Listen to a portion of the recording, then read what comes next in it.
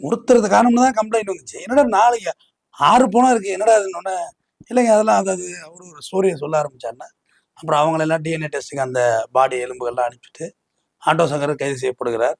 Auto Shankar ஜெயில்ல போடுறாரு. ஏன்னா மத்த கொலைய விட ஆட்டோ சங்கர் ஏன் ஃபேமஸா பேசுறோம்னா, ஜெயில்ல இருந்து ஒரு வாட்டி எஸ்கேப். அதனால தான் ஆட்டோ சங்கர் ஃபேமஸா பேசுறோம். அப்போ ஒரு காங்கிரஸ் போராட்டம் நடந்திருக்கு.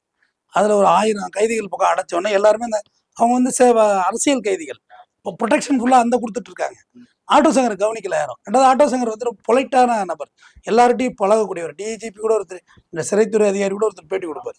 ராமச்சந்திரன், டிஐஜி ராமச்சந்திரன். அவர் பொலைட்டா அவரை பத்தி சொல்லியிருக்காரு. ரோப்பை போட்டு சொந்தக்காரங்கிட்ட சொல்லி, எந்த இடத்துல வெளிச்சம் கம்மியா இருக்குமோ அதை கெஸ் பண்ணி ரோப்பை தூக்கி போட சொல்லி வெளியாகிட்டாங்க. அப்ப ஜெயில இருந்து வெளியே தப்பிச்சு 1 மாசம் வெளியில ஆட்டோ சங்கர் பிடிக்க முடியல.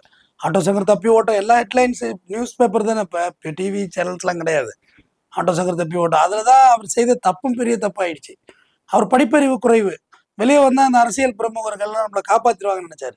நமக்கு தான் எல்லாரும் தெரியுமே, உள்ள விட மாட்டாங்க. கொல்ல பக்கமாவே பொண்ணு அழைச்சிட்டு போயிட்டு கொல்ல பக்கமாவே தான் அவனை வெளியேற்றிருப்பாங்க. அவங்க குடிச்சு வச்ச விஸ்கியை வேணா குடிச்சிருக்கலாம். ஆனா அவங்க இது ஹெல்ப் எல்லாம் பண்ண மாட்டாங்க.